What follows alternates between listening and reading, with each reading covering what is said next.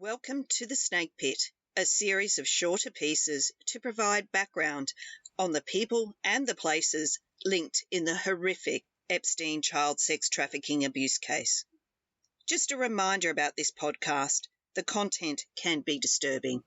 This is Lisa from the Prince and the Pervert podcast. Today we're talking about Eileen Guggenheim, an art administrator from the New York Academy of Art, obviously in Manhattan. She first met Maria Farmer as a student at the private school. Maria was a very promising artist. Maria Farmer was, in 1996, Epstein's first accuser. She still fears for her life today in 2020. Farmer first met Epstein when Eileen Guggenheim, the dean of the academy, introduced her and encouraged her to sell a painting to Epstein for half price, even though she'd sold it for double that to a German buyer. Guggenheim told the New York Times she does not remember this. Now just keep that in mind. There are quite a few things Ms. Guggenheim does not recall. Obviously, Guggenheim could see the talent that Maria had, and in the summer of 1995, she offered Maria what she thought was a once-in-a-lifetime opportunity to be part of a group of graduates from the Academy of Art who had been chosen to go on an all-expenses-paid trip to New Mexico to study under the prestigious painter Eric Fischl. Someone might want to Google that for me.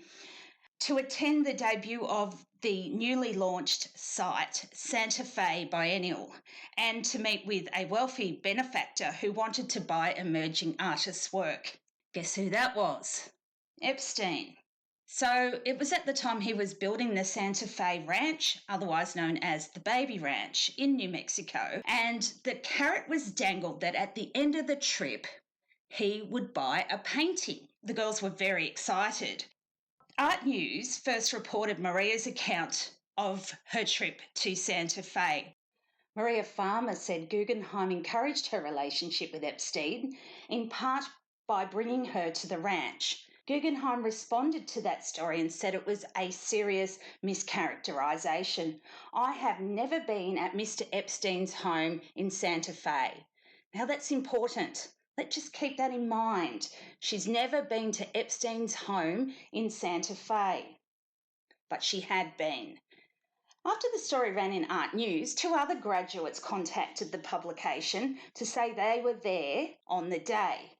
One, who wanted to remain anonymous, said Guggenheim's misrepresentation appears to aim at dismissing Farmer's concerns, but kind of raises new ones. So why was she saying she'd never been there? A third student also confirmed that the trip with the New York Academy of Art students to Epstein's home occurred and that Guggenheim was present, but remembered few further details. So Guggenheim, this is what she said in reply.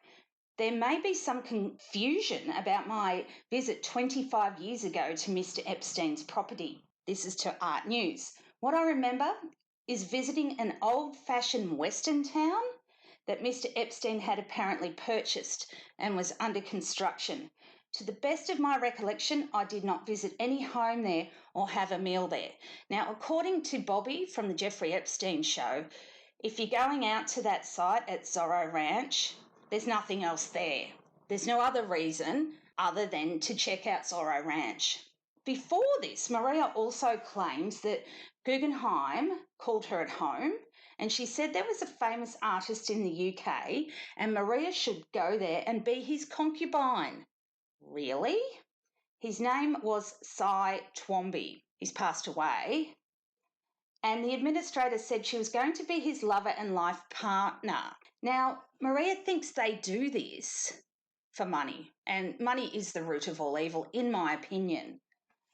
She added that her belief was Guggenheim was as tight as ticks with Ghislaine Maxwell. Now, if you haven't listened to her interview on the Jeffrey Epstein show, that's Maria Farmer, you should, because this is where I got the quotes from. She said that Epstein stole art from many students from the academy. One was mentally ill, and Maria's lawyers had to file a legal case to get her art back. She called it stealing from destitute artists. She added that Guggenheim, in her opinion, would use students as hired help. They always called me a nobody. Who is the nobody now? She was paid $10 an hour, and she would ask why. And Guggenheim was always, because the academy, darling. Now, she also babysat Guggenheim's daughter, who's now a fashion editor at the New York Times magazine. Now, she claims, Miss Guggenheim, that had any student expressed to me their personal discomfort of actions by Epstein, I would have immediately addressed the situation and offered my support. But Maria said she'd taken her concerns about Epstein to Miss Guggenheim. She said she called Guggenheim in fear that an Epstein associate was going to kill her and rape her, or maybe the other way around. I was sobbing, and I said to her, Epstein and Maxwell are sick people, and I think I could have been raped, Maria said. In response, Guggenheim blamed me and mocked me, she said. Guggenheim, of course, doesn't remember that call either. So it sounds like to me the old duck needs some fish oil to improve her memory. Now, she was last seen at an academy benefit in New York last year. She's also got a lovely spread in a magazine about her life in Tuscany, her very expensive life in Tuscany. So what does Eileen Guggenheim know? Was she as tight as ticks with Ghislaine Maxwell? Does she know where Maxwell is? What does she know about the criminal enterprise? Up until now, she has just issued denials. So we will wait and see. Now, if you'd like any more information, please go to our website, jeffreyepsteinpodcast.com. We're also on Facebook and Instagram, and you'll find us on Twitter. I'm at Lisa L. Tate, T-A-I-T, and Jen's at Oh Really Truly. Thanks for listening. Bye.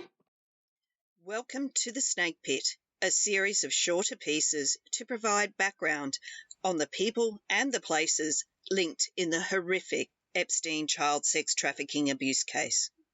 Just a reminder about this podcast, the content can be disturbing. This is Lisa from the Prince and the Pervert podcast. Today we're talking about Eileen Guggenheim, an art administrator from the New York Academy of Art, obviously in Manhattan. She first met Maria Farmer as